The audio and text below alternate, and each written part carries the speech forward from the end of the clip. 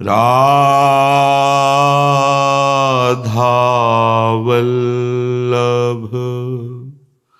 श्री हरिवंश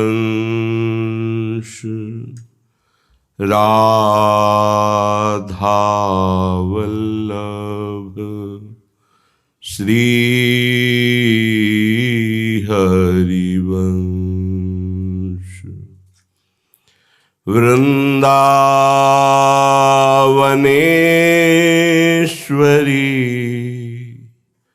तवैव पदारविन्दम्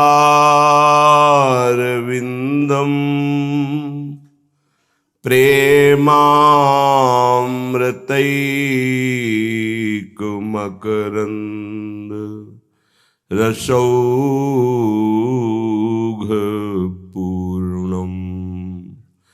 हृद्यर्पितं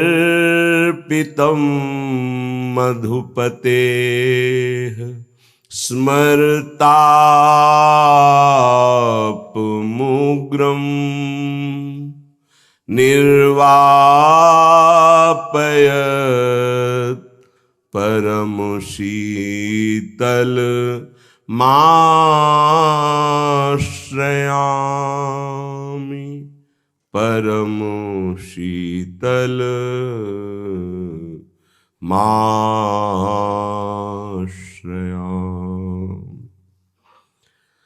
आजू की बानिक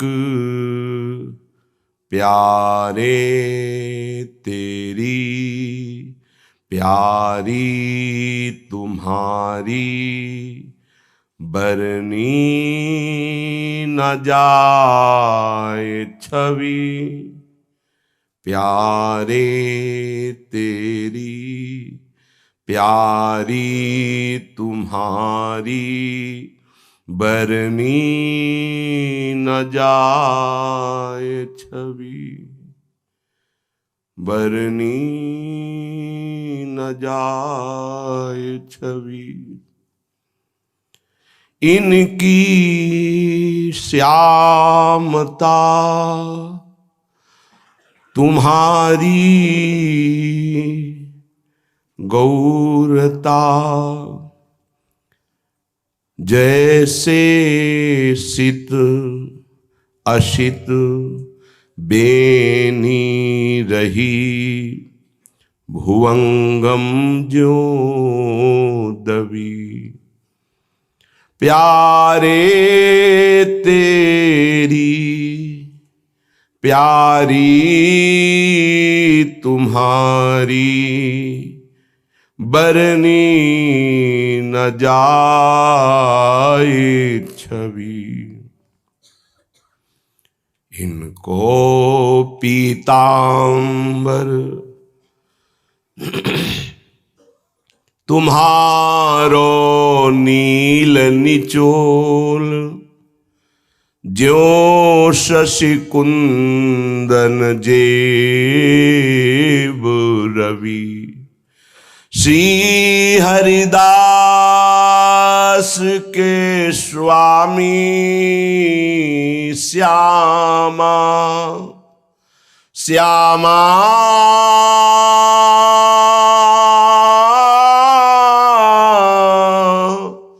श्यामा श्यामा श्री हरिदास के स्वामी श्यामा कुंज बिहारी की शोभा बरनी न जाए जो मिले रसिक कोटि कवि श्यामा कुंज बिहारी की छवि बरनी न जाए जो मिले रसिक कोटि कवि। आज की बानिक प्यारे तेरी प्यारी तुम्हारी बरनी न जाए छवि, इनकी श्यामता तुम्हारी गौरता, जैसे सित असित बेनी रही, भुवंगम ज्यों दबी। सर्वोपरि महामाधुर्य रस ये किसी साधना से प्राप्त नहीं होता, प्रिया प्रीतम की कृपा से प्राप्त होता है। प्रिया प्रीतम की हेतु की कृपा से रसिक महापुरुषों का सानिध्य, उसी सानिध्य से हृदय द्रवित होता है। दोनों देखे हैं। प्रणव वेदांत का पूर्ण ज्ञान प्रकाशित करने वाला करुणा और मैत्री दोनों का अपहरण कर लेता है, हृदय को बहुत ही वज्रवत कठोर बनाता है। कहीं कोई ममता, कोई आसक्ति, हृदय की कोई द्रवण क्रिया सवाल नहीं उठता। और वृंदावन नित्य विहार रस का जो मंत्र है वो हृदय को इतना द्रवित कर देता, पिघला घूमता है, कोई समझ ही नहीं सकता। उस हृदय के प्यार को कोई नहीं समझ सकता। प्यार ही प्यार। इसलिए श्रीपाद कह रहे हैं, अपरतः पुरुषार्थ चतुष्टय, भगवतो भजनं च भवेद्वहु, ध्रुवमिदन्तु विना वृषभानुजा वनमहो, नमहोज्ज्वलं भक्तयः। अय उपासक, ये मेरी हृदय की अनुभव की बात सुन लो। धर्म अर्थ काम मोक्ष ये चार महान पुरुषार्थ शास्त्रों में वर्णन किए गए हैं। तुम अन्य अन्य साधना करके अन्य अन्य स्थानों में इनकी सिद्धि प्राप्त कर सकते हो। धर्म अर्थ काम मोक्ष। भगवान का बहुत प्रकार से भजन होता है, वो भी सिद्ध कर सकते हो, माना। पर मेरा निश्चय सुन लीजिए कि श्री वृंदावन जो प्रियाजू का निज महल है, वृषभानुजा वनमहो नमहोज्ज्वलम भक्तयः, महाउज्ज्वल प्रेम, महामाधुर्य रस प्रेम, नित्य विहार भजन, ये बिना वृंदावन की कृपा के, बिना रसिकों के इसका परिचय भी नहीं प्राप्त हो सकता। ये अगर प्रमाण मांगा जाए तो प्रमाण नहीं दिया जा सकता, क्योंकि ये हृदय का विषय है। जहां प्रमाण वेद हैं, वहां भगवान के प्रेम मार्ग में ही उनका त्याग हो जाता है। वेदान्न पिसन्यस्ति सा केवलम अवच्छिन्न अनुरागम लभते देवर्षि नारद जी। जहां स्वरूप बोध की बात आती है, वहां भी वेद से पूर्णता का अनुभव करके त्याग हो जाता है। त्रिगुण विषया वेदा निस्त्रिगुण भवार्जुन। फिर ये महामाधुर्य रस का प्रमाण कौन दे? अगर कोई प्रमाण मांगे तो प्रेम का प्रमाण केवल प्रेम ही है, दूसरा कोई प्रमाण नहीं है। इसीलिए जब तक वृंदावन के रसिकों का कृपा प्रसाद नहीं मिलता, तब तक ये राधा चरणारविंद की शरणागति और प्रीति का परिचय कहीं नहीं मिलता।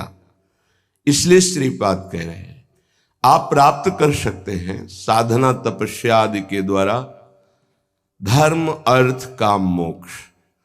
आप विविध स्थानों में प्रभु की भजन वृत्ति धारण करके सिद्ध हो सकते हैं, लेकिन बिना वृंदावन और महारानी जी के चरण रज का सेवन करने वाले रसिकों का संग किए बिना ये महामाधुर्य रस का, महाप्रेम का परिचय नहीं प्राप्त हो सकता है।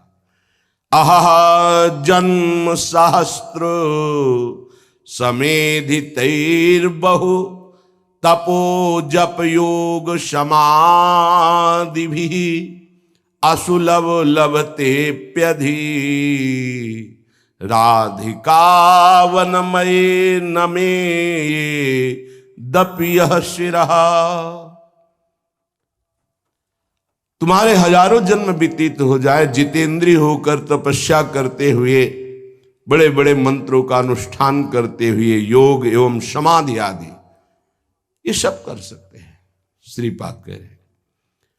पर जिसकी प्राप्ति इन सब से नहीं हो सकती, वो महाप्रेम सिर्फ वृंदावन और वृंदावन के प्रेमी रसिकों के आगे सर झुकाने मात्र से प्राप्त हो जाता है। नमयेदपि यह सिरहा, जिसने अहंकार छोड़कर रसिकों के चरणों में सर झुका दिया, उनका आश्रय ले लिया, वृंदावन को बार बार नमन करके अपना प्राण बना लिया, प्राण वृंदावन, सर्वस्व वृंदावन, जीवन वृंदावन, उसको ये महामाधुर्य रस बिना प्रयास के परिचय में आ जाता है। ये अपने घर की बात हो जाती है। जैसे घर की बात को समझने के लिए ज्यादा बुद्धि लगानी नहीं पड़ती, ऐसे वृंदावन प्रेम रस रसिकों के घर की बात हो जाती है। बहुत बड़े त्याग की इसमें आवश्यकता होती है। त्याग की स्मृति के भी त्याग की आवश्यकता होती है। नवनिवृत्त निकुंज में अद्भुत रास विलास रस की वर्षा करने वाली ये श्यामा श्याम की जोड़ी की प्रीति बिना प्रेमी जनों के तो प्राप्त ही नहीं हो सकती। ब्रजलीला में, रास में गोपी जनों के हृदय को चुराने वाले, गोपी जने के हृदय को प्रेम में करने वाले, गोपी जनों में अद्भुत आकर्षण प्रकट करने वाले प्रभु उन्हीं की परीक्षा लेते हैं, तब रास में प्रवेश देते हैं। ये ब्रज लीला का रास, ये तो एकांतिक नवनिवृत्त निकुंज में प्रिया प्रीतम की परिचर्या, श्रीअंग सेवा, आठों पहर उनके समीप, ये तो अत्यंत दुर्लभ बात है। जिस समय भगवान ने गोपी जनों का आवाहन किया बंशी से, इन्होंने ही बुलाया है, अपने लोगों को भी इन्होंने ही बुलाया है। आपकी किसी तप पुण्य या आपकी किसी विचार की वृत्ति नहीं जो आप वृंदावन में बैठे हैं, आपको हमारे प्रभु ने कृपा करके, अद्भुत कृपा करके ये सौभाग्य दिया है। प्रभु जो ही देखा कि गोपी जन सब हमारे समीप, रात्रि का समय है, किसी को कोई शुद्ध नहीं है, सबकी वृत्ति केवल कृष्णाकार, केवल श्री कृष्ण, अद्भुत। इसीलिए गोपी जनों की चरण रज की वंदना बड़े बड़े महापुरुष करते हैं। केवल कृष्णाकार, कहीं पूरे हृदय में कहीं कुछ नहीं। भगवान कहते हैं स्वागतम वो महाभागा प्रियम किम करवाणि वह ब्रजस्या नामयम कच्चिद ब्रूतागमन कारणम।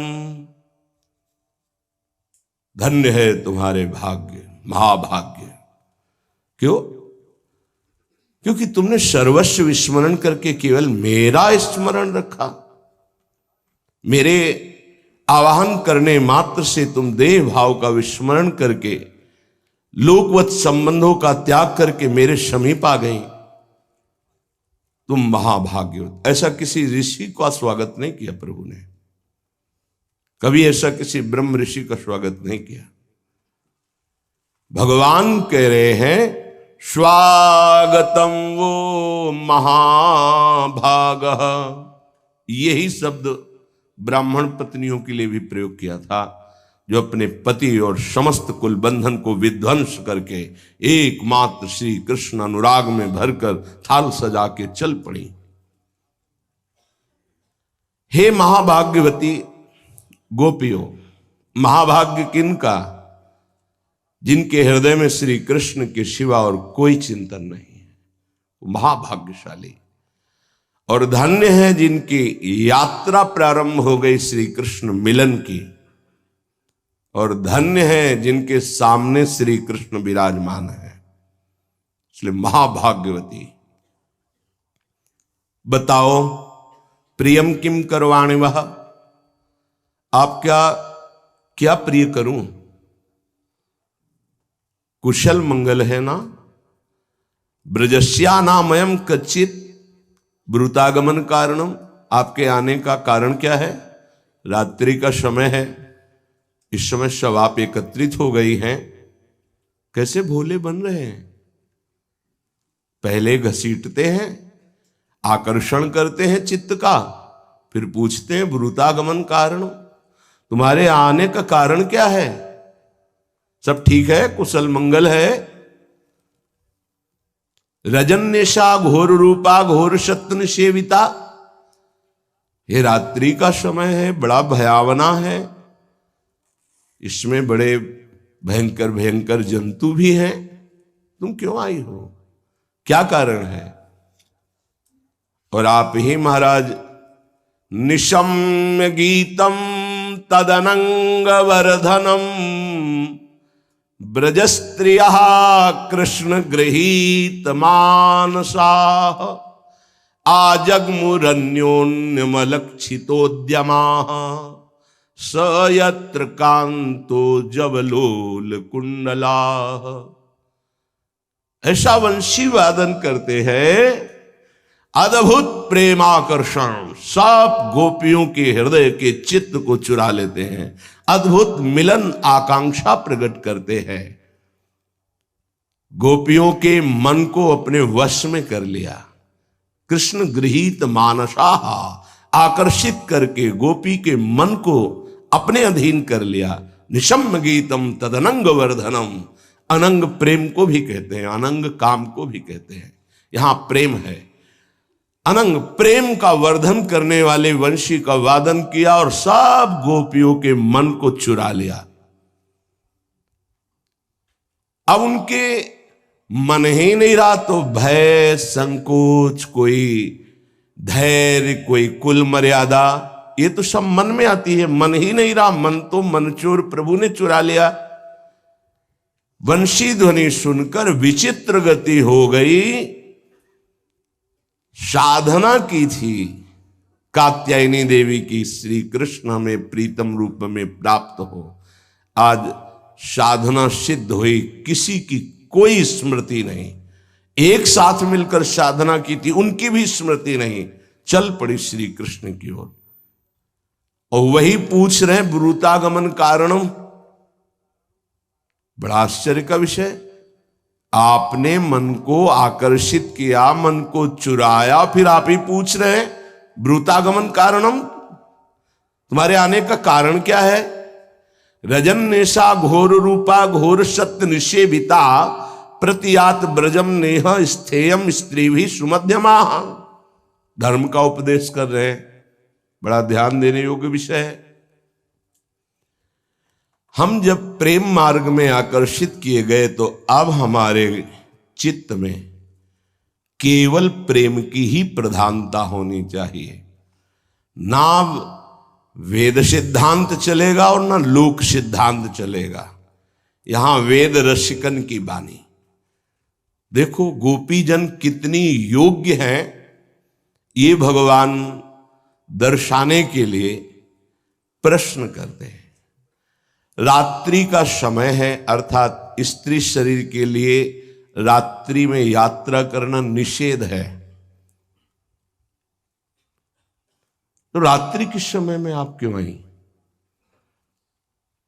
दूसरा, बड़ा भयावना वन है, सिंह भालू चीता है सब यहां रहते हैं, बड़े बड़े भयानक हिंसक जीव यहां घूमते रहते हैं, तुम ऐसे कैसे आ गई? अच्छा, अभी तुरंत लौट जाओ, आदेश कर रहे हैं, तुरंत लौट जाओ। तभी श्रीपाद कह रहे हैं कि धर्म अर्थ काम मोक्ष की उपासना तो कर सकते हो, पर श्रृंगार रस, महामाधुर्य रस, ये तो वृंदावन रज की कृपा और रसिक की कृपा से ही इसका परिचय, इसकी उपासना और इसकी सिद्धि प्राप्त होती, किसी और से नहीं। चाहे योग कर लो, चाहे तप कर लो, समाधि, कुछ भी। तुम्हें यहां नहीं रुकना चाहिए एक क्षण। जाओ, प्रतियात ब्रजम नेह स्थेयम स्त्री भी सुमध्यमा। तुम्हारा स्त्री शरीर है, तुम अभी इसी क्षण वापस ब्रज में चली जाओ। उपदेश कर रहे हैं, बहुत ध्यान देने योग्य विषय है। मातरः पितरः पुत्रा भ्रातरः पतयश्च वः विचिन्वन्ति हरपश्यन्तो मा क्रीड्वं बंधु साध्वशम्। तुम्हारे तो मां है ना, पिता है। ये इसका मतलब क्या है? वाह, आप पहले आकर्षित करते हो, फिर याद दिलाते हो कि तुम्हारी मां है, तुम्हारा धर्म है, तुम्हारे पिता है, तुम्हारे पति भी हैं, पुत्र भी हैं, भाई बंधु भी हैं। वो सब तुम्हें ना देखकर भय में हो जाएंगे और वो ढूंढेंगे। जाओ ना वापस। दृष्टम बनम कुष्मितम राकेश कररंजितम यमुना नील लीलैजत तरुपल्लव शोभितम। अच्छा, हो सकता है तुम वृंदावन की शोभा देखने आई हो। तुमने देखा कितने रंग बिरंगे सुंदर पुष्प हैं। ये कब बोलने लगे? जब प्रश्न किया कि तुम्हारे माता हैं, पिता हैं, पति हैं, पुत्र हैं, भाई बंधु हैं। एक कदम पीछे नहीं हिली गोपीजन। वही प्रेम भरी दृष्टि और प्रणय कोप से भवें चढ़ती चली जा रही। पहले चित्त का अपहरण करते हो, फिर धर्म का उपदेश करते हो। ये क्या तुम्हारा स्वरूप है? पहले हमारे मन को चुरा लेते हो, फिर उपदेश करते। तुम्हारे मां है, तुम्हारे पिता है, तुम्हारे भाई हैं, तुम्हारे बंधु हैं। प्रभु बदले। अच्छा, तुम वृंदावन की शोभा देखने आई होगी। है ही इतना सुंदर वृंदावन। तुम लोगों ने रंग बिरंगे पुष्पों से लदे हुए ये लताएं वृक्षों को देखा, कितने सुंदर है। मानो अपने हाथों से चित्रकारी की गई हो, पूर्ण चंद्रमा की कोमल रश्मियों से। कितनी सुंदर छिटक चांदनी, और इस चांदनी में कितने सुंदर सुंदर पुष्प के गुच्छे रंग बिरंगे। कितनी सुंदर शोभा है। यमुना जी का जल स्पर्श करके शीतल मंद सुगंध वायु बह रही है। देखो कैसे कैसे सुंदर हरित पत्ते हैं वृंदावन की लताओं के। अच्छा, अब सब कुछ देख लिया, अब जाओ वापस चली जाओ।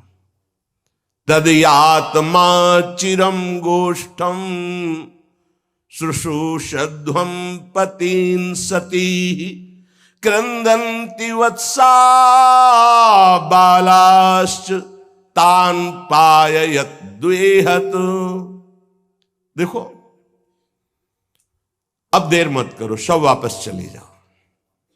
बहुत गूढ़ विषय है ये। जब कोई उपासक इनके द्वारा आकर्षित होकर इनकी तरफ चलता है, तो यही उसके जीवन में प्रश्नवाचक चिन्ह खड़ा कर देते हैं। तुम्हारा ये कर्तव्य, तुम्हारा ये कर्तव्य, तुम्हारा ये धर्म, तुम्हारे नहीं मानना। सर्वधर्मान परित्यज्य मामेकम शरणम व्रज। उसी की परीक्षा हो रही। कुल धर्म, पातिव्रत धर्म, पारिवारिक धर्म, वेद धर्म, सबको स्वाहा। किसके लिए? श्री कृष्ण प्रेम के लिए। ये बहुत बहुत जोर का ये विषय है। यही खींचते हैं और यही प्रश्न करते हैं। जाओ, अब मेरी बात मानो, तुम लोगों ने सब कुछ देख लिया, देर मत करो, शीघ्र से शीघ्र अपने घर लौट जाओ। और ध्यान दो, तुम कुलीन स्त्री हो, कोई ऐसे नहीं हो, तुम पतिव्रता हो, तुम सती हो। अपने पातिव्रत धर्म का पालन करो। पतियों की सेवा शुश्रूषा करना ही स्त्री का परम धर्म है। देखो, जाओ वापस, कदम पीछे नहीं गोपीजनों के, वही दृष्टि, वही प्रण। अच्छा, छोटे छोटे बच्चे हैं, तुम्हारी ममता होगी बच्चों में, जाओ। देखो, बछड़े रमा रहे हैं गाय के, थोड़ी समय बाद प्रातःकालीन वेला आएगी, तुम गौएं धोना, तुम अभी जाओ। कोई ना तो बोल रही है और ना गोपी के पीछे कदम मुड़ रहे हैं। वही दृष्टि चंद्र चकोर की भांति, लालजू के मुख चंद्र की चकोर बनी हुई अनंत गोपियों के नेत्र एक टक लगे हुए हैं। अच्छा, अथवा मदभिस्नेहात भवत्यो यंत्रिता सयाः आगता हुर्पन्नम वह प्रियंते मई जंतवः। अच्छा, तो तुम मेरे प्रेम परवश होकर आई हो? ओहो, ये तो कोई अनुचित बात नहीं है, ये तो तुम्हारे ही योग्य है। एक भी प्रश्न का उत्तर नहीं, एक भी कदम पीछे नहीं, तो अब कह रहे हैं सरकार। अच्छा, तो तुम मेरे प्रेम वश हो, ये तुम्हारे योग्य है, अर्थात तुम अपने अधिकार के अनुसार प्रेम कर रहे हो, क्योंकि तुम्हारा अधिकार वेदातीत है, लोकातीत है।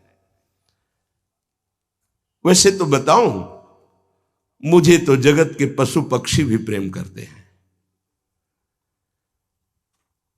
कोई ऐसा नहीं जो मुझे देखकर अपार प्रसन्नता में न डूब जाए। अच्छा, ठीक है, देख लिया ना मुझे।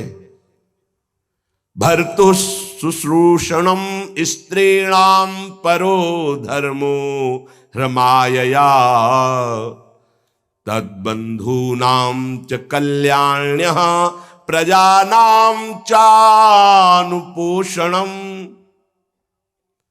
तो अब तुम जाओ और देखो, धर्म यही कहता है, परम धर्म स्त्रियों का, वो अपने पतियों से प्यार करें। तुम सती हो, तुम जाओ निष्कपट भाव से अपने पति की सेवा करो और अपने संतान का पालन पोषण करो, यही धर्म है तुम्हारा। जिनको उत्तम लोकों की प्राप्ति की अभिलाषा हो, वो अपने पति पे अनुराग करें। दुश्शीलो दुर्भगो वृद्धो जड़ो रोग्य धनो पिवा पति स्त्रीभिर्नहातव्यो लोकेप्सुभिर्पातकी। जो हत्यारा है, नीच प्रवृत्ति वाला, धर्म विरुद्ध हिंसा करता रहता है, ऐसे पति का तो त्याग कर देना चाहिए। अन्यथा चाहे वो थोड़ा बुद्धिहीन हो, भाग्यहीन हो, वृद्ध हो, मूर्ख हो, रोगी हो, निर्धन हो, पर पति का त्याग नहीं करना चाहिए। तुम सती हो, अपने पतियों की सेवा में जाओ। कुलीन स्त्रियों को चाहिए कि वो दूसरे पुरुष की तरफ आंख उठा के न देखे, ये निंदनीय क्रिया है। इससे परलोक नष्ट हो जाता है और लोक में भी बड़ी निंदा और दुख होता है। ये कुकर्म है, ये तुच्छ है, क्षणिक है। वर्तमान में भी कष्ट और भविष्य में भी कष्ट जो पर पुरुष की तरफ देखती है, या जो पुरुष धर्म विरुद्ध आचरण करता है, पातकी है, उसका त्याग कर दे। अन्यथा भगवत भाव से पति की सेवा में। मोक्षादि की कौन बात करे जो ऐसे वे विचार प्रवृत्ति की होती है, रो रो नरक मिलता है। पति वंचक पर पति रति करई, रो रो नरक कल्प शत परई।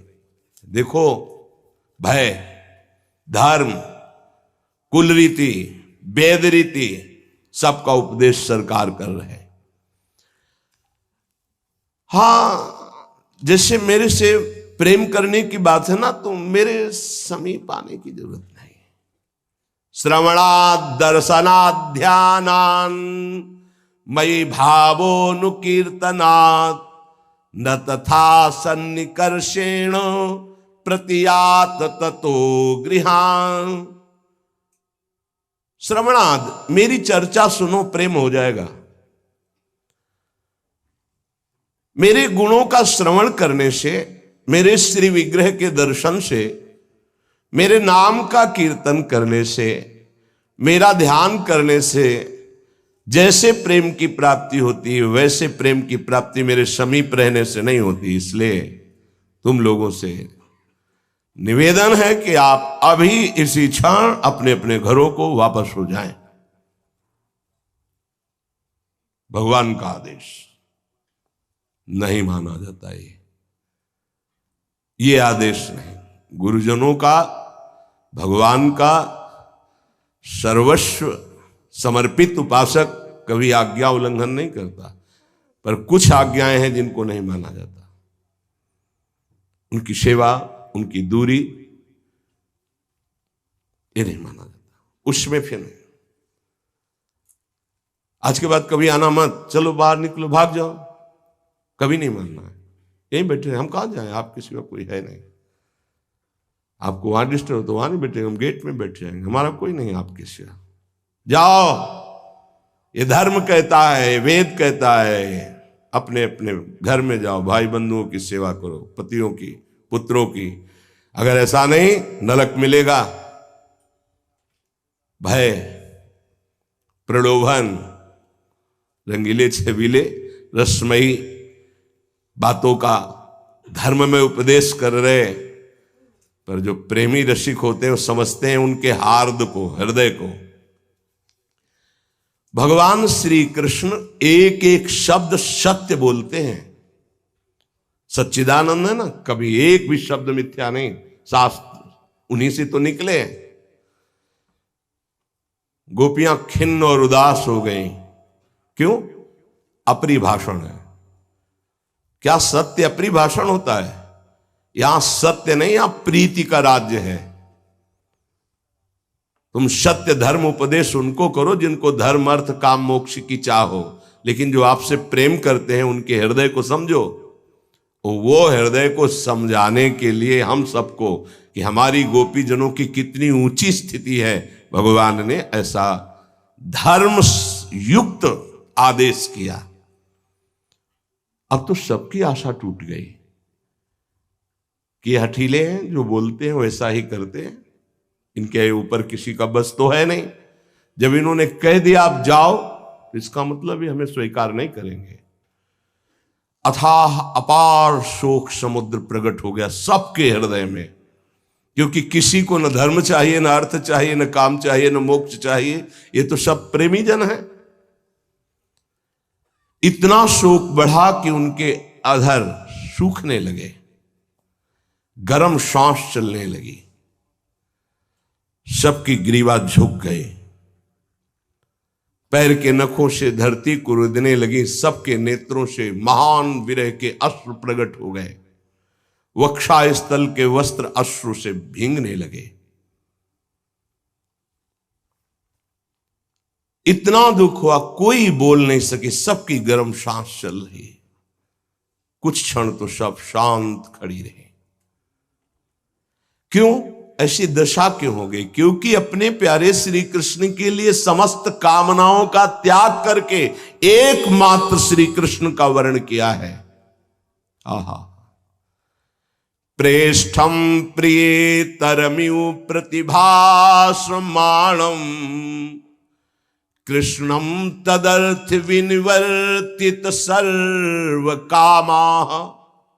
बहुत बड़ी पदवी है ये, बहुत उच्च कोटि की स्थिति है।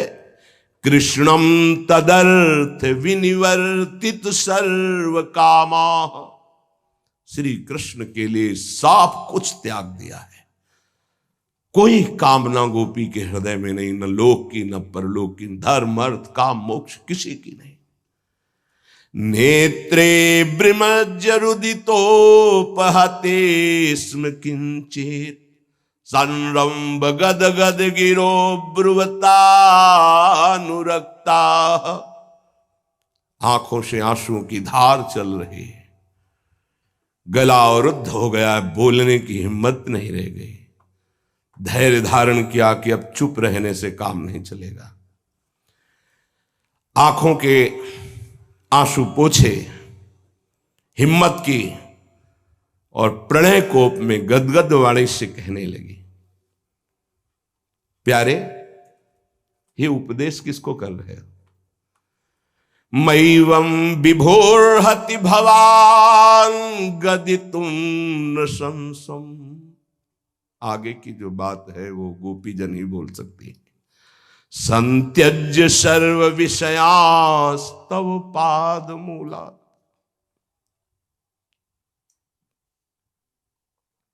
आपके लिए हमने सब कुछ त्याग दिया, सर्व विषयांश, लोक परलोक सब, कुल रीति वेद रीति सब। मैवम विभोरहति भवान गदितुम नृशंसम। ऐसा थोड़ी कि तुम्हें हमें बताना पड़ेगा, तुम हमारे हृदयों में बैठे हो और जानते हो हमारे हृदय की स्थिति, क्योंकि तुम घट घट व्यापी हो। तुम ऐसा बोल रहे हो, वापस चली जाओ। और हमारे है क्या आपके सिवा, कहां जाऊं वापस? क्यों? संत्यज्य सर्व विषयास्तव पादमूलात्। आपके चरणों में तो हमने सब कुछ न्यौछावर कर दिया है, हमारे तो सब कुछ आपके चरणार बिंद है।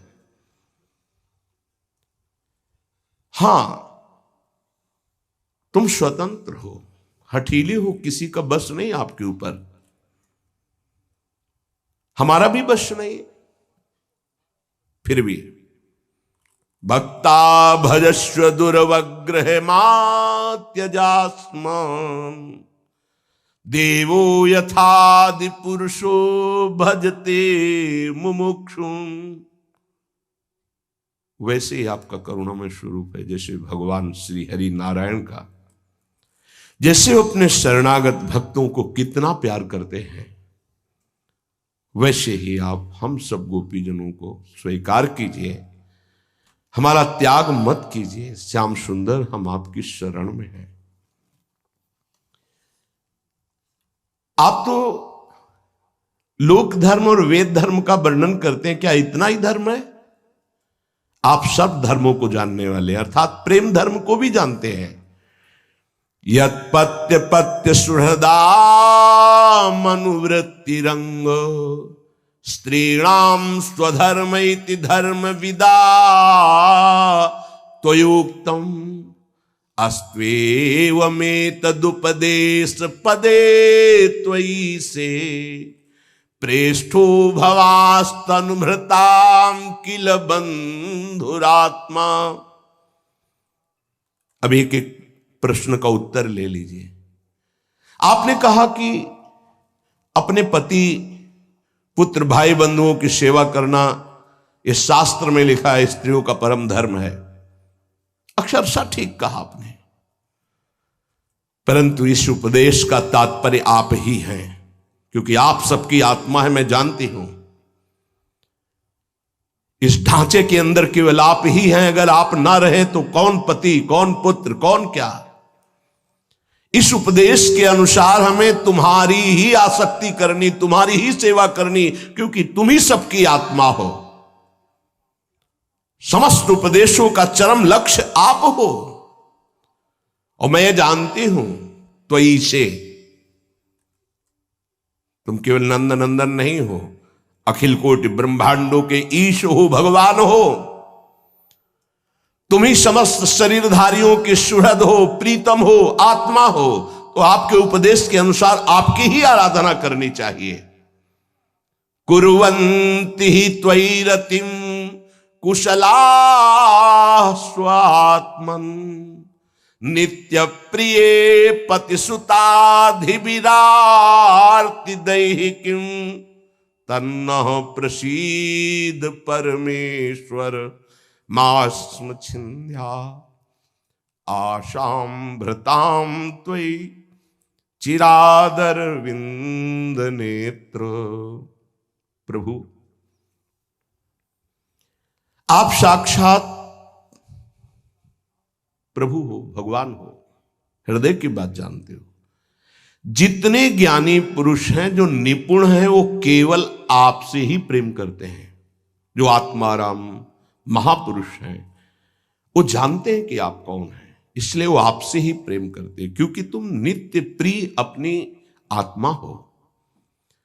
ये अनित्य दुख संबंधों को आप हमारे सामने रख रहे हो। ये पति, ये पुत्र, ये भाई, ये बंधु, ये अमुक, ये माता, ये पिता, इन अनित्य संबंधों को नित्य संबंध के आगे आप इनको रख रहे हो।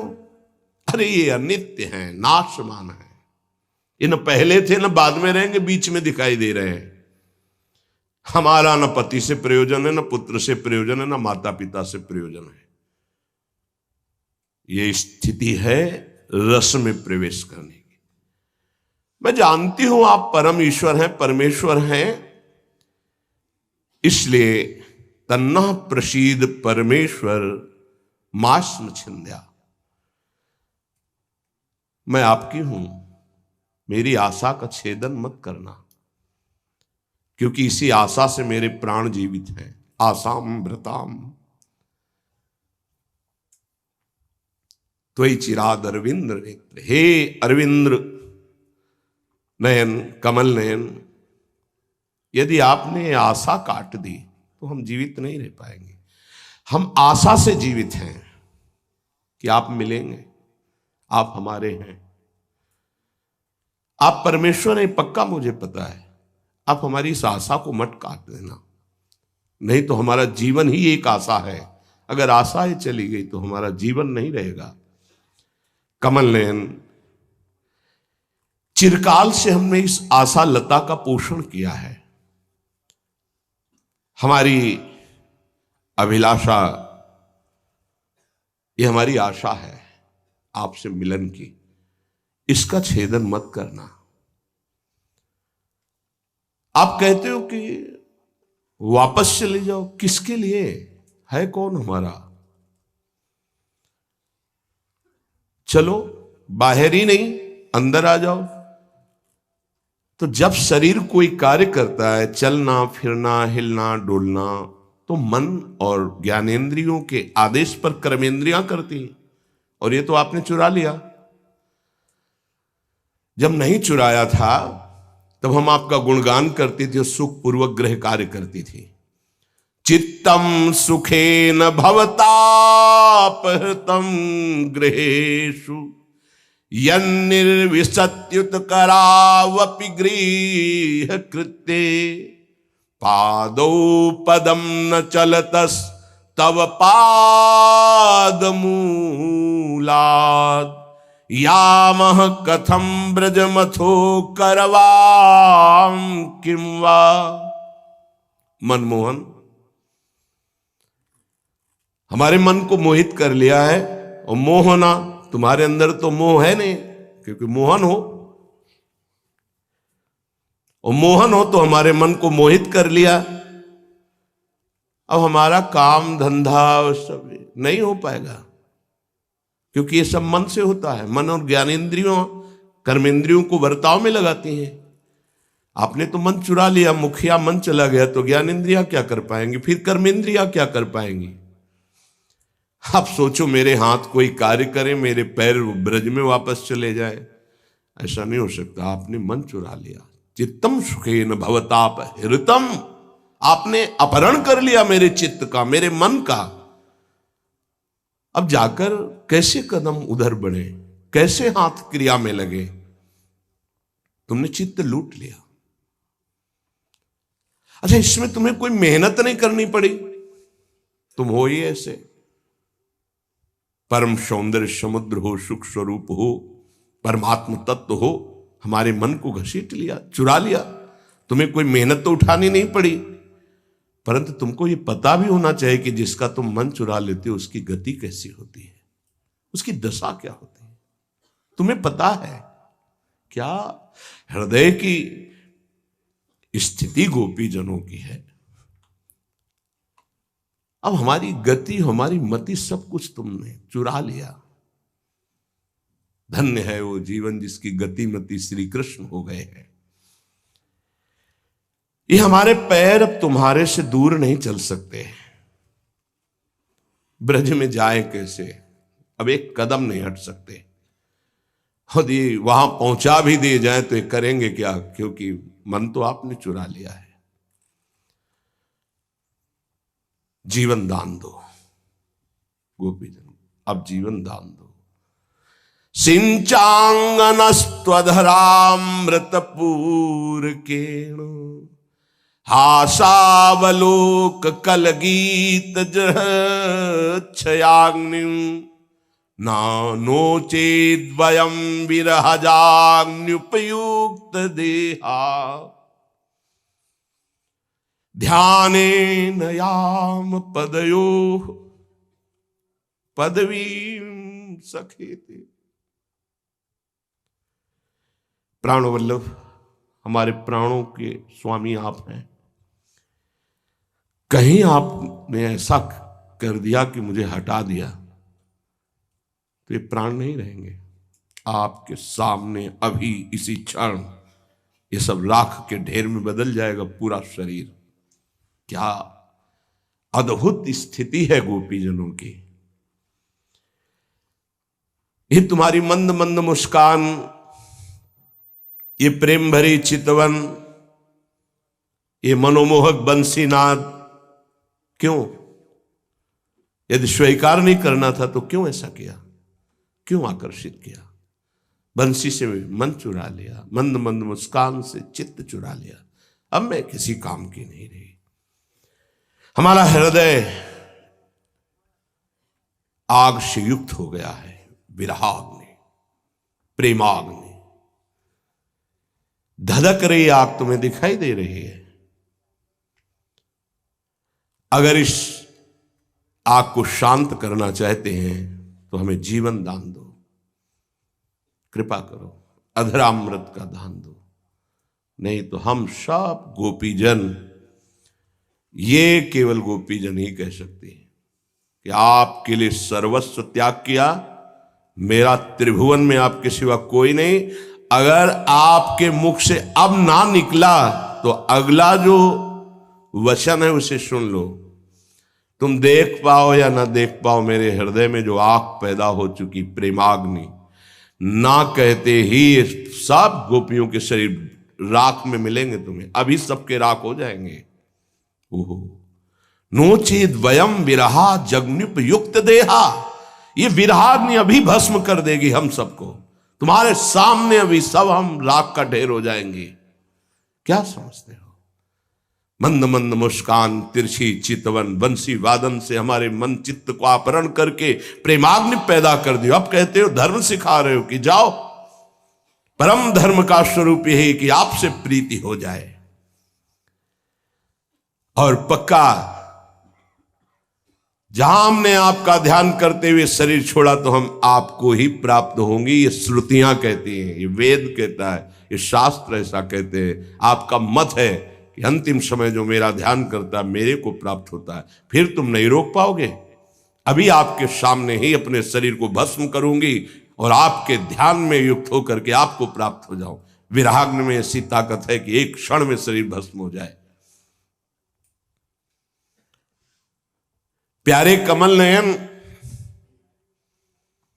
आप वृंदावन वासियों के प्राण हो, जीवन हो, प्यारे हो।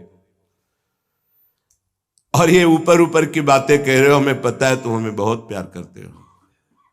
ये पक्की बात है। हर भक्त को पता होता है जब प्रतिकूलता का खेल खेलते हैं कि करो, खेलो खेलो। तुम समझते हो कि ऐसी प्रतिकूलता देने से हमारे प्यार में कमी आ जाएगी। नहीं नहीं, आपकी इन सब लीलाओं से हमारा प्यार और बढ़ेगा, रुकेगा नहीं। क्योंकि प्यार का स्वभाव ही होता है प्रतिक्षण वर्धमानम।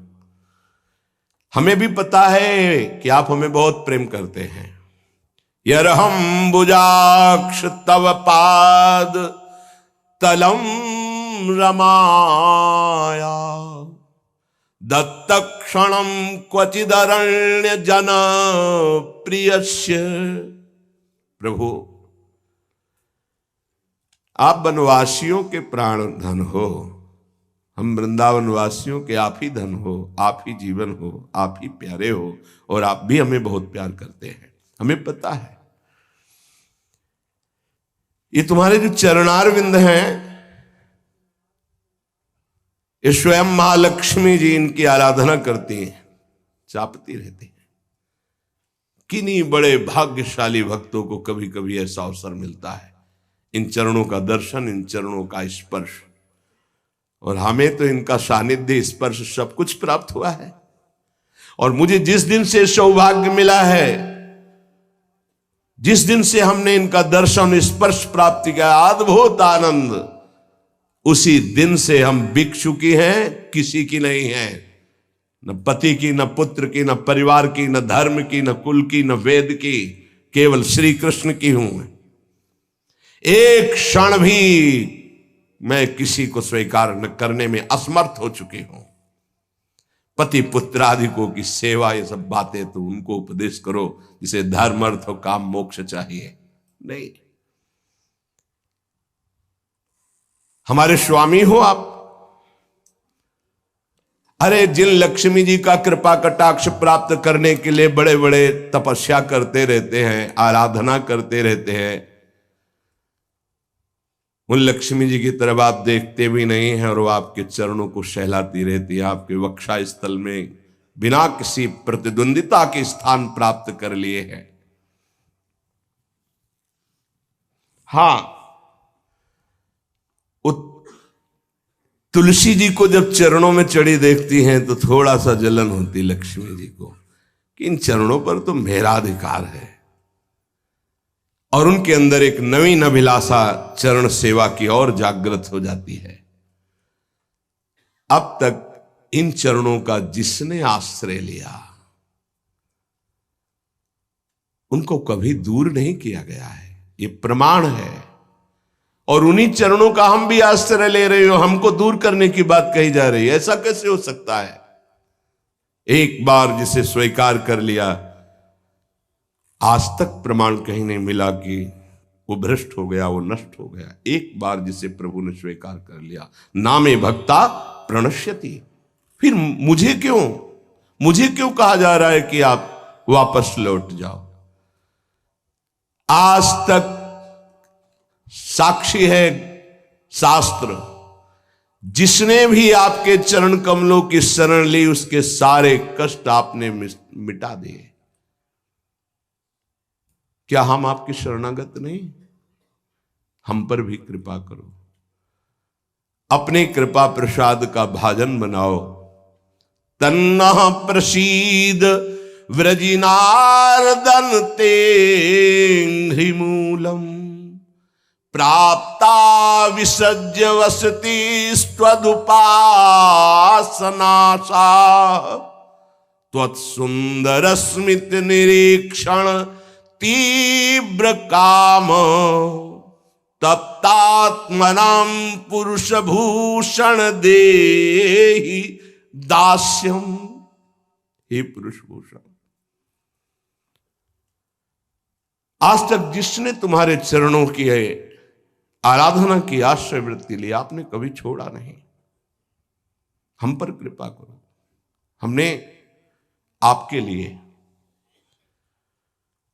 आपके चरणों के आश्रय के लिए, आपकी आराधना के लिए घर, गांव, कुटुंब, रिश्ते, संबंध और समस्त सुख, संत्यज्य सर्व विषयास तव पादमूला, आपके चरणों में सब कुछ छोड़ दिया। हम पर कृपा करो। अब ये मत कहो कि तुम वापस जाओ, ये अधिकार प्रस्तुत कर, ये कोई दूसरा अधिकार प्रस्तुत नहीं कर सकता। ये गोपी जन कर आपके लिए सर्वस्व त्याग दिया। प्रभु, जहां तुम भेजना चाहते हो ना, वहां आपकी आराधना का अवकाश नहीं है। मोह जाल में फंसाकर पूरा जीवन नष्ट कर देते हैं। पुरुष भूषण पुरुषोत्तम, देखो ना, तुम्हारी मधुर मुस्कान मधुर चितवन ने हमारे प्राणों पर अधिकार कर लिया है, हृदय में प्रेम आकांक्षा जगा दी है। ये आग धधक रही, रोम रोम जल रहा है। हम सब तुम्हारी चरणदासी हैं, स्वीकार करो, सेवा का अवसर प्रदान करो। प्रीतम, कितने सुंदर हो तुम। ये तुम्हारी घुंघराली अलकावली हम सबके मन को फंसा लिया। ऐसे ही है। वीक्ष्यालकाव्रत मुखम तव कुंडल श्री गंडस्थलाधर सुधम हसितावलोकम।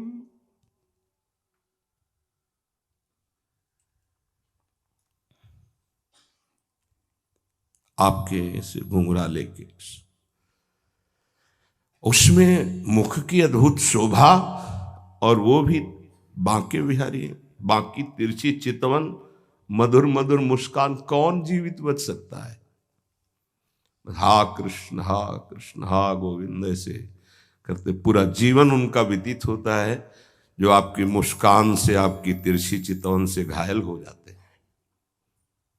कितना हो भाग्य जिसके हृदय में इनकी मुस्कान का प्रभाव पड़ गया। वीक्ष्यालकावृत मुखम तव कुंडल श्री गंडस्थलाधर सुधम हसितावलोकम दत्ताभयम च भुजदंडयुगम विलोक्य वक्षः श्रियैकरमणं च भवाम दास्यः। प्रीतम, तुम्हारे मुख कमल को देखकर, उसमें घुंघराली अलकावली, कमनी कपोल, जिस पर सुंदर सुंदर मकराकृत कुंडलों की आभा पड़ रही, नील कमल के समान कपोलों पे, और उस पर भी ये मधुर हास्य, उस पर भी अमृत को लजाने वाली मंद मंद मुस्कनियां। तुम्हारी ये मनोहारी हृदय विदारी चितवन, तुम्हारी अभय भुजदंड मूल, तुम्हारी अभय प्रदान करने वाली अजान बाहु भुजाएं, जो शरणागतों को अभय देने में समर्थ है। ये उदार आपका हृदय, विशाल वक्षा स्थल, जिसमें महालक्ष्मी का अधिकार है, श्री लांछन चिन्ह, ये सब देखकर हम बिक चुकी हैं, आपकी हो चुकी है। ये सब ऋषि हैं, वेद की ऋचाएं हैं, ये बड़े बड़े ऋषि महात्मा परमहंस हैं, जो इस सुख का रसास्वादन कर रहे हैं। कोई भी हो, मधुसूदन सरस्वती जी कहते हैं, मैं आत्मस्वरूप स्थित महापुरुष स्वराज्य सिंहासन में स्थित, मुझे इस गोपी लंपट ने जबरदस्ती दासी बना लिया। ऐसे ही लिखते हैं। ये गोपी वल्लभ ने तो लंपट शब्द का प्रयोग किया, मुझको दासी बना, जबरदस्ती बलात् दासी बना दिया। वैसे तो मैं ब्रह्मबोध संपन्न महापुरुष हूं, स्वराज सिंहासन पर स्थित, पर इसने हमारे चित्त की दशा बिगाड़ दी। अब कृष्णात् परम किमपि तत्व महाम, ऐसे ही नहीं है, बड़े बड़े परमहंसों के चित्त पर बलात् अपना प्रेम प्रकाशित करके उनको अधीन कर ले। तो प्यारे, सब देखकर हम तुम्हारी दासी हो गई। इस लोक में है कौन ऐसा, कौन है ऐसा जो आपकी मधुर मधुर वंशी ध्वनि सुन करके अपने आपे में रह सके? ऐसे कौन है त्रिभुवन में जो आपकी सौंदर्य की झलक पाकर भी आपे में रह सके? अरे त्रिलोकी का सौंदर्य मानो मूर्तिमान होकर एक जगह विराजमान हो, ऐसा आपका रूप है। हमसे ये बात छिपी नहीं है कि जैसे भगवान नारायण अपने भक्तों की रक्षा करते हैं, वैसे ही आप हम सब ब्रजवासियों की रक्षा करने के लिए अवतरित हुए हो। मुझे पता है कि आप कौन हैं। मैं भी आपकी शरण में हूं, हमारे दुख को मिटाइए।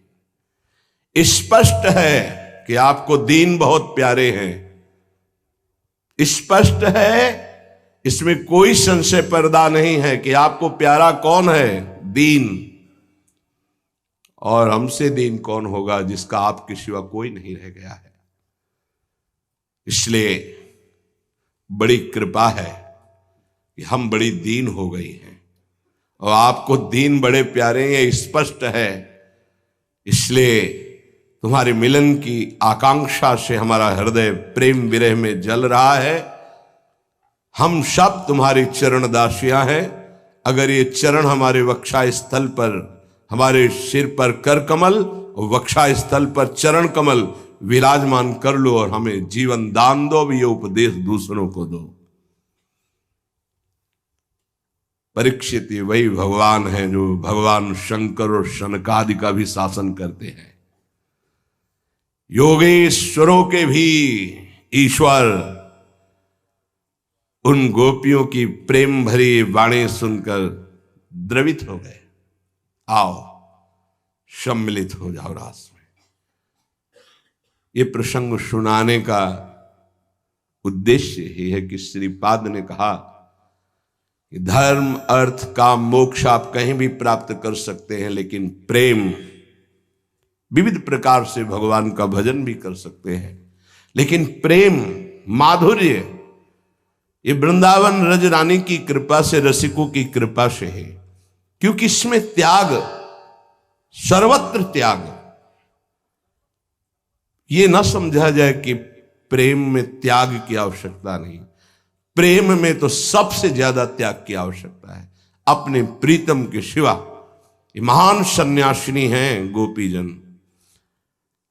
जो मोक्ष सन्यासी, वही प्रेम में, मोक्ष के लिए सन्यास लेना ऐसा तो बड़ा ही कठिन है, फिर भी शास्त्रों मिल जाएंगे।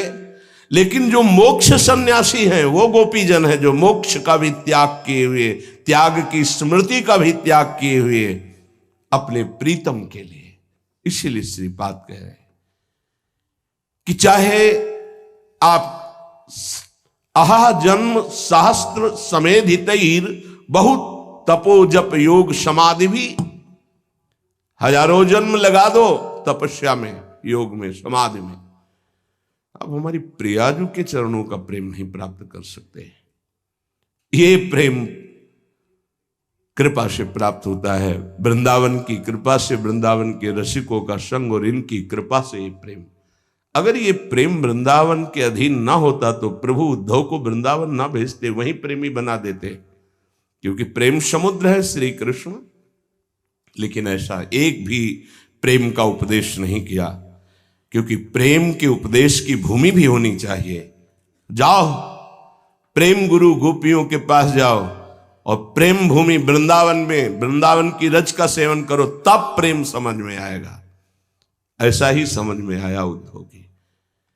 तभी श्रीपाद आहा जन्म सहस्त्र समेधित बहुत तपो जप योग समाधि भी, हजारों जन्म कर लो, प्रियालाल का प्रेम प्राप्त होने वाला नहीं। अगर वो प्राप्त होता है तो अशुलभ लभते प्यधि, जो अशुलभ है अन्य साधनों से, वो यहां लभते पी, यहां मिल जाएगा। राधिका वनमय, ये वृंदावन धाम श्री जी का निज महल है। इसका आश्रय, इसका दर्शन, इसका वास आपको रसिकों का संग दिलाएगा, प्रेमी जनों का, प्रेमी जनों के संग से प्राप्त होता। जो प्रतिपल वृंदावन का आश्रय लिए हैं, चिंतन करते हैं, नमन करते हैं, उनको वृंदावन अपने प्रेमियों का संग, प्रेमियों के संग से प्रेम। रे मन रसिकन संग बिन रंच ना उपजय प्रेम। ये प्रेम मोक्ष सुख भी बहुत पीछे छूट जाता है, ऐसा महासुख प्रदान करता है।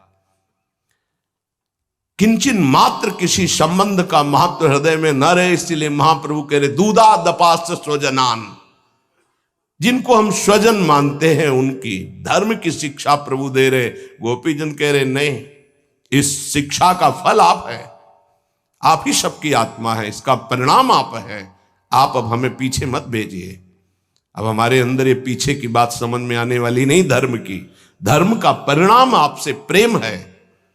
सुशब धर्म कर्म जर जाओ, जहां न राम पद पंकज भाओ। यदि आपके चरणों में प्रेम न हो, धर्म कर्म किस काम का। उपासक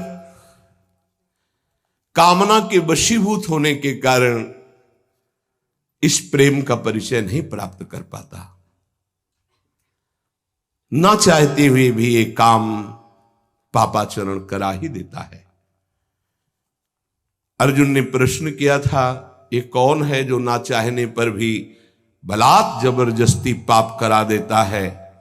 तो भगवान ने कहा, वो काम है, वो क्रोध है। ये रजोगुण से प्रकट होता है, राग से, और ये महापापी है, अर्थात महापाप कराने वाला है। महासनो, ये कभी तृप्त नहीं होने वाला, चाहे जितना भोग लो। ना चाहने वाली बात ऊपरी है और चाहने वाली बात हृदय की है। संसार शरीरों में भोगने से सुख मिलता है, अंदर बैठा है, और ऊपर से हम कहते हैं कि हम नहीं चाहते थे पर ऐसा हो गया। नहीं, अगर ये बात अंदर बैठ जाए कि हमें नहीं चाहिए ये झूठे सुख, तो फिर कोई परास्त नहीं कर सकता।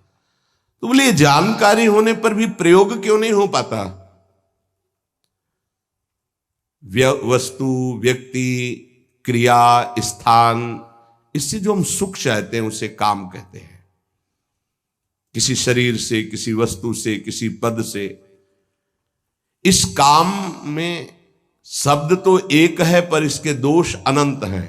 शब्द है काम, और अनंत पापाचरण कराने की इसमें सामर्थ्य है। काम में इसमें अनंत विकार भरे हुए हैं।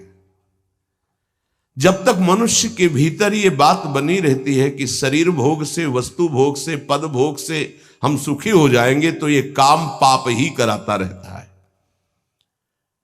निर्दोष, निर्विकार, निष्पाप होने के लिए इस काम का मर्दन करना आवश्यक है। सहने से ये नष्ट हो जाते हैं। शास्त्र निषिद्ध कर्म ये काम ही कराता, प्रारब्ध नहीं कराता। प्रारब्ध से शास्त्र निषिद्ध कर्म जो किए उनका फल आता है सुख दुख। अगर शास्त्र प्रतिपादित है तो सुख आएगा, शास्त्र विरुद्ध है तो दुख आएगा। लेकिन ये जो हमसे पाप करा रहा है, ये कोई प्रारब्ध नहीं करा रहा, कोई काल नहीं करा रहा, कोई ईश्वर नहीं करा रहा। काले कर्मे ईश्वरे मिथ्या दोष लगाए, ये हमारी चाहत करा रही, अंदर बैठी है। शरीर के भोगों से सुख मिलता है, ये अंदर घुस के बैठ गया है, और यही हमसे पाप करा रहा है। तो जब जानकारी हो गई तो फिर पाप क्यों हो रहे हैं?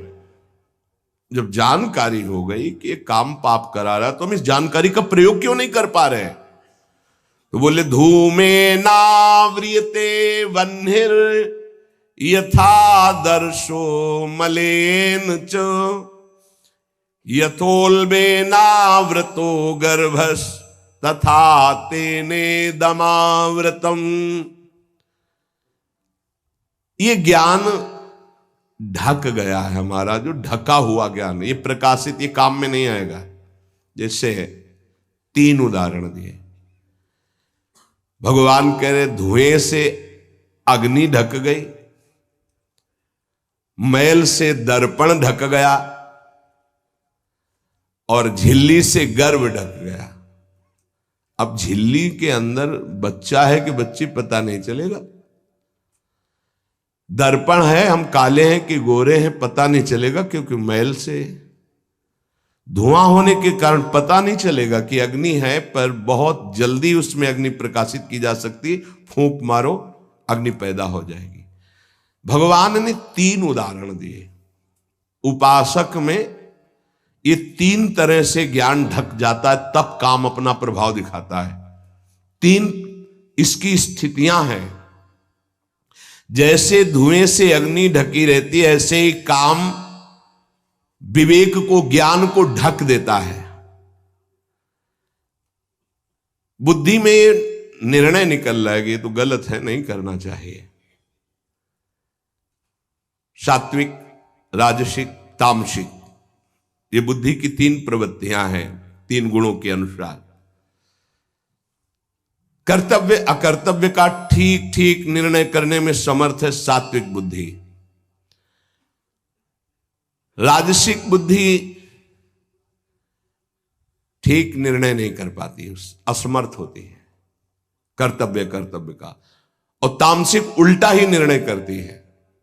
ठीक निर्णय करने की सामर्थ्य सात्विक बुद्धि में है। अब जो ही भोग इच्छा प्रकट हुई, धुआं पैदा हो गया। भोगों की ना भोगों, पाप तो नहीं बन जाएगा। धुआं है, इसका मतलब अग्नि है, ज्ञान है उसके अंदर।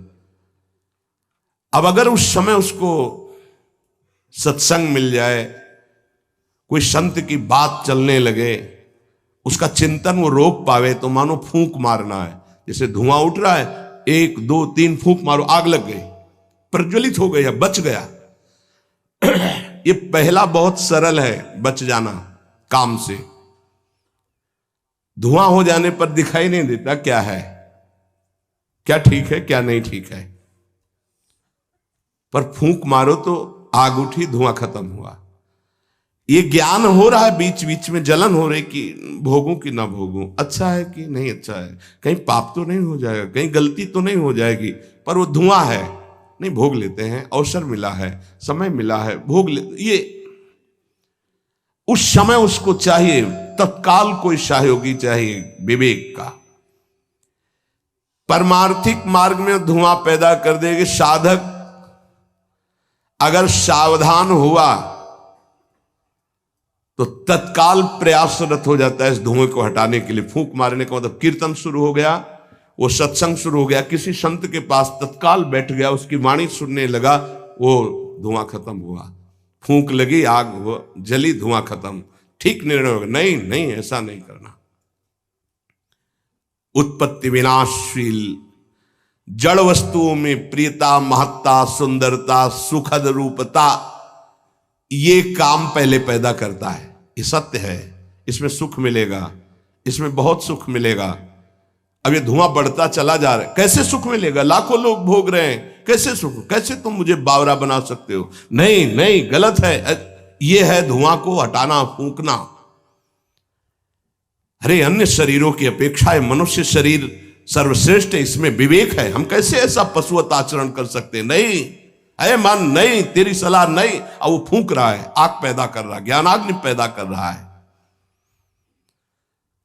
पर बहुत प्रवीण साधक नहीं, उससे प्रवीण मन है, वो सुख को सुख मानकर भोगने की लालसा प्रबल होने के कारण वो धुआं नहीं हटा पा रहा, वो उसी में और राग कर रहा है।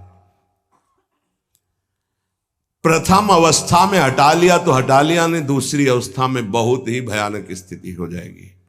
ये अवस्था बदलने में देर नहीं लगती, कहने में देर लगी। दूसरी अवस्था हो जाती है दर्पण में ढका हुआ मैल। उसमें तो फूंक केवल मारनी थी कि आग प्रज्वलित हो गई, क्योंकि तैयार एकदम ज्ञान है, पर धुआं जैसा ढक गया, काम ने ढक दिया। जब दूसरी स्थिति आई उसी उपासक की कि इसका प्रायश्चित भी तो हो सकता है, अब वो मल लग गया। जैसे दर्पण में गाढ़ा मल पोत दिया जाए तो बिल्कुल दिखाई नहीं देगा कि हमारा रूप कैसा है। अब बिल्कुल विचार शून्य होता चला जा रहा है। यथा दर्शो मलेन च, जैसे मैल से ढक जाने पर शीशा, दर्पण, वो दिखना एकदम बंद हो गया। उसमें तो दिख रहा था, धुआं है, आग है, मतलब विवेक काम कर रहा था। थोड़ा फूंकने की जरूरत थी, ज्ञान के प्रज्वलित करने की जरूरत थी, पर वो उधर ना की तरफ वृत्ति ना ला करके हां की तरफ वृत्ति ले आया तो दूसरी सीन पैदा हो गई स्थिति। जैसे दर्पण में मल ऐसे लगा दो तो बिल्कुल नहीं दिखेगा, वो बिल्कुल निर्णय नहीं कर पा रहा। सतोगुण में निर्णय करने की क्षमता होती है, रजोगुण में निर्णय करने की क्षमता खत्म हो जाती है और निश्चित हो जाता है कि भोग में सुख है। ऐसी कामना का वेग बढ़ा तो ये भूल गया कि मैं साधक हूं, मेरा कर्तव्य क्या है, मैं अकर्तव्य करने जा रहा हूं, ये भूल गया। क्योंकि जैसे दर्पण में ढक गया तो भूल गया, दर्पण में दिखाई देता मैं कौन हूं, तो ज्ञान रूपी दर्पण ढक गया काम से, अब ये उसकी सोच ही खत्म हो गई। अंतःकरण में इतना महत्व पैदा हो गया कि विकलता हो गई उसके अंदर, अब यही उसके पतन का कारण बन गया। इतना महत्व बढ़ गया कि निर्णय करने की क्षमता खत्म हो रही है कि मैं एक साधक हूं, मैं उपासक हूं, पापाचरण नहीं करना चाहिए। ये किसी का भी हो सकता है। पहली दशा बहुत जल्दी हटा जा सकता है, फूंक मारी हट गया, आग पैदा हुई ज्ञान की, नहीं नहीं। दूसरी दशा गुंजाइश है थोड़ी, उसको ऐसे पोंछना पड़ेगा, समय लगेगा, पोंछना पड़ेगा, तब दिखाई दे, नहीं नहीं। तो दूसरे में संभलना रजोगुण, ये ठीक है, ये नहीं ठीक है, क्षमता खत्म हो चुकी। पहले में क्षमता थी, दूसरे में क्षमता खत्म हो गई।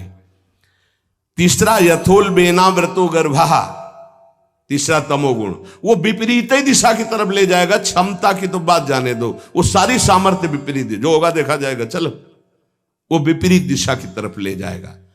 दर्पण पर मैल आने से उसको हटाने की गुंजाइश है, यहां तक हटा जा सकता है, दूसरी स्थिति तक, पर दूसरी स्थिति बहुत कठिन है। हटने की स्थिति अब खत्म हो चुकी, लगभग पर हटा जा सकता है, लेकिन तीसरी में तो हटा ही नहीं जा सकता। जैसे झिल्ली से ढके गर्भ का ये पता ही नहीं है कि बच्चा है कि बच्ची है, ऐसे तृतीय अवस्था में ये पता ही नहीं रहता मैं गलत कर रहा हूं या गलत करने जा रहा हूं। विवेक ही काम नहीं करता, वो उसे सुख और अपना जीवन मान लेता है।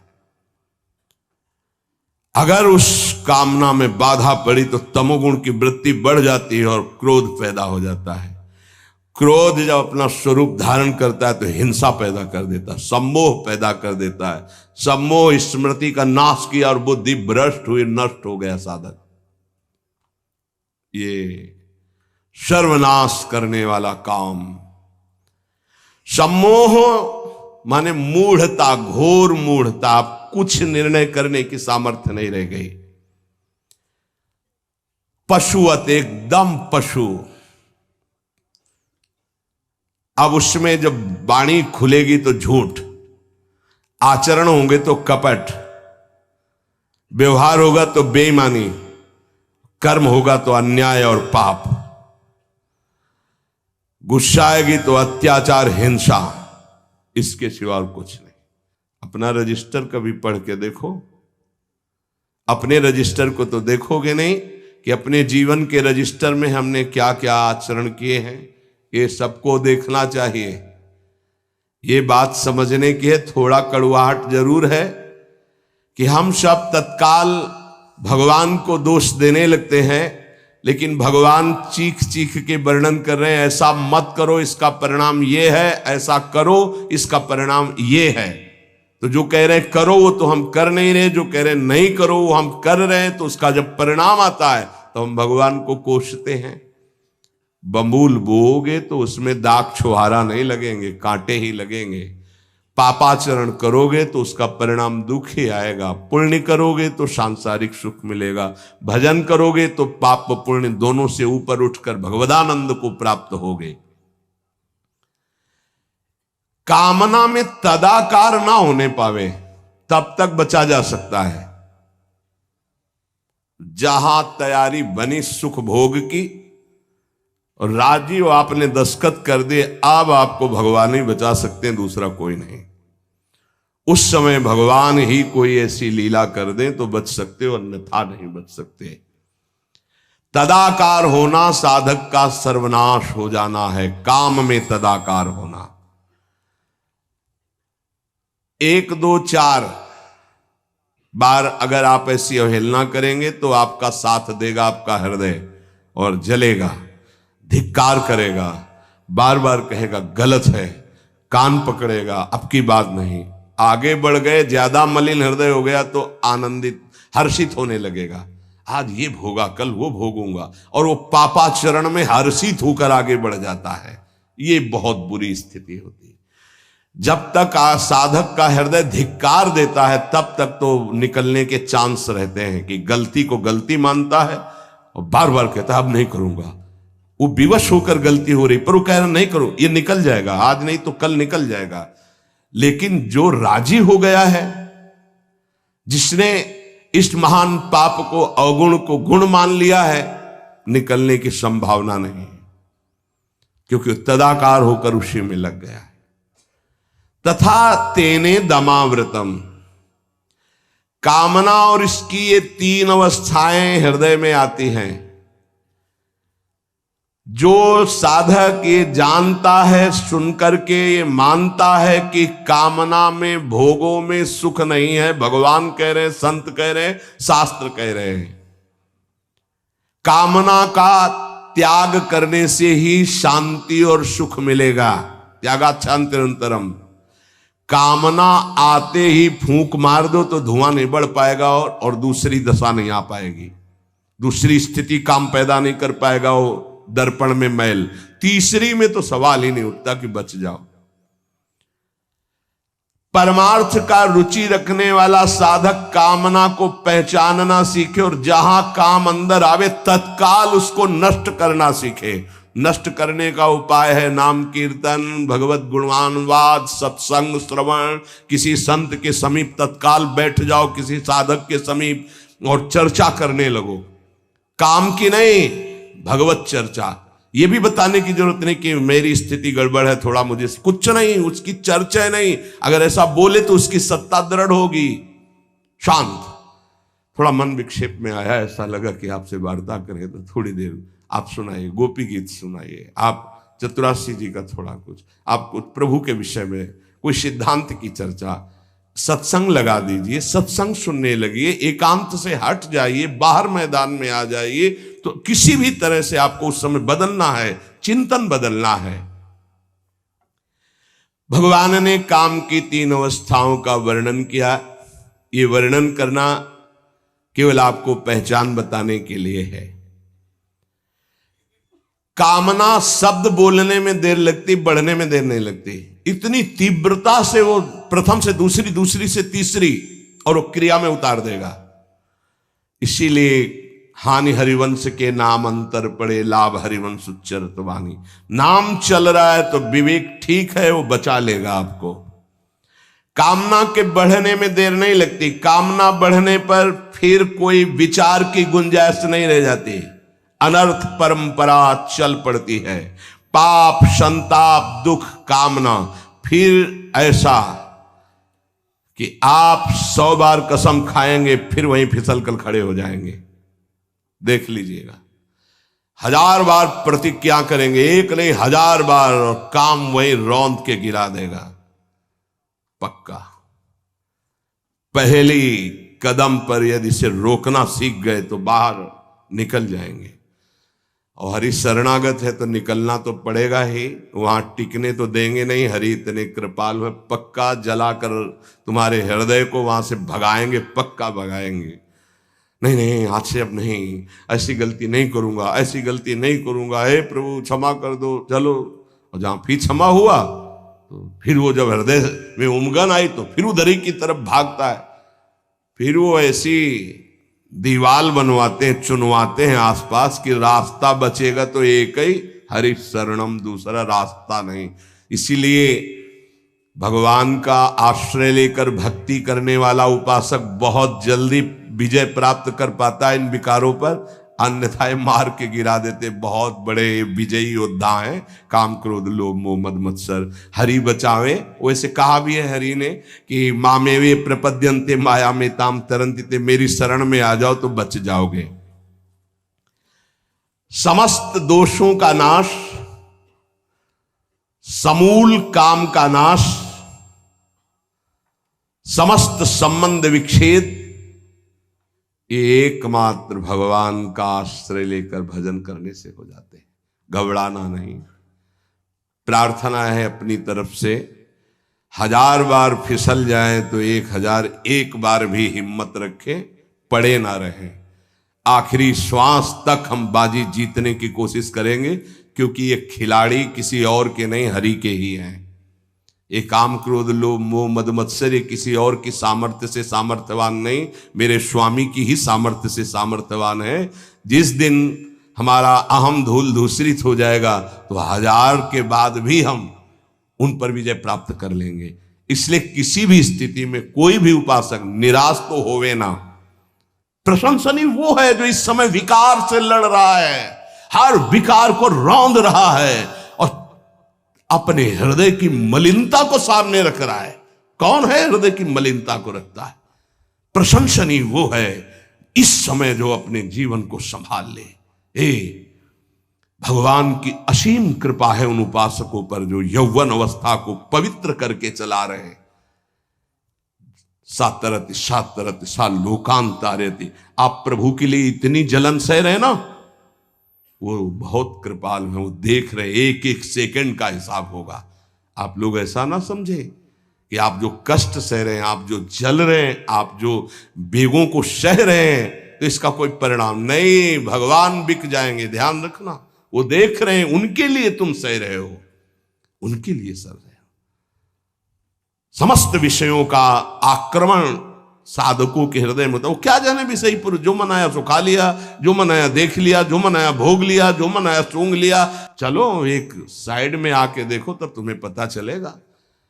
इसलिए हमारी प्रार्थना मानना, कभी भी किसी भी स्थिति में उदास निराश और कदम पीछे मत हटाना। आखिरी श्वास तक योद्धा दुश्मन को परास्त करके विजय श्री की आशा रखता है, और हमारी आशा इसलिए पूरी होगी कि हमारे साथ प्रियालाल है। नागरी दासी जन्म जितायो, बलिहारी बलिहारी। ये क्या जाने, ये तो जरा सा छींक दोगे तो तैयार हो जाएंगे हो हल्ला मचाने में। ये साधना जानते हैं क्या? ये चढ़ाई चढ़े हैं क्या कि फिसलने वाला कितना मेहनती होता है? जो चढ़ के जाना चाहता है फिसल रहा है, उसे कौन जानता है? इसीलिए बड़े बड़े महापुरुष इस बात को, साधकों को प्रोत्साहन देते रहते। विषयी जी थोड़ी जानते, विषयी जी तो जरा सी बात हुई ना तो तोप बना करके, वो अपना रजिस्टर देखो पूरा काला, कभी नहीं वो देखेंगे लौट के। हाँ, एक बिंदु अगर कहीं चिट्ठी आ गई है ना तो हो हल्ला मचा देंगे। साधक ऐसा, साधक है। 1000 बार परास्त होने पर भी हमारा वो उदासीपन नहीं आना चाहिए, निराश नहीं होना चाहिए। चूक गए, इस बार भी चूक गए, आगे बढ़ेंगे, रौंदेंगे हम हरिनाम के बल से। हरसि हरिनाम जपत जय। निराशा नहीं आनी चाहिए अंतिम श्वास तक, क्योंकि युद्ध किसी साधारण से नहीं हो रहा। भगवान की शक्ति से संपन्न ये षड विकार हैं, कोई छोटे मोटे। भगवान के पुत्र बने जाकर कृष्णावतार में प्रद्युम्न कौन है? कामावतार, साक्षात काम प्रद्युम्न के रूप में अवतरित हो, भगवान के पुत्र रूप में। ये भगवत शक्तियों से संपन्न है, तो भक्त के ऊपर क्यों आक्रमण करते हैं? उसके अहंकार का नाश करने के लिए, शरणागति पुष्ट करने के लिए। यह अनुभव की बात कह रहा हूं। शरणागति में जहां कच्चाई होती तो वीर योद्धा घेरते हैं आसपास, तो हमारा मन भागता है प्रभु की शरण। त्राहिमाम, तो कहते आओ, हम ही ने तो लगाया है इनको, नहीं हम ना लगाते तो तुम अहंकार से फैल जाते। आओ, सच्ची कह रहे हैं, ये काम क्रोध लोभ हमारे बड़े सहायक हुए। जब जब ये तीर कमान संधान किए तो भाग पड़े अपने लोग, हरीश शरणम, क्योंकि दूसरा रास्ता ही नहीं है। तो प्रणाम है इनको कि इन्होंने भगवान की शरणागति पुष्ट की, इन्होंने भगवान का आश्रय दिलाया। अगर ये जलाते नहीं तो इधर आना ही नहीं होता। और ये भगवत शक्ति से संपन्न बच सकता है तो भगवत शक्ति संपन्न ही बच सकता है, दूसरे की सामर्थ्य नहीं। 1000 बार यदि हारेंगे तो हमारे अंदर कहीं अहंकार है, इसलिए नहीं। अहंकार रहित पर इनका कहीं किसी भी तरह का प्रभाव नहीं होता।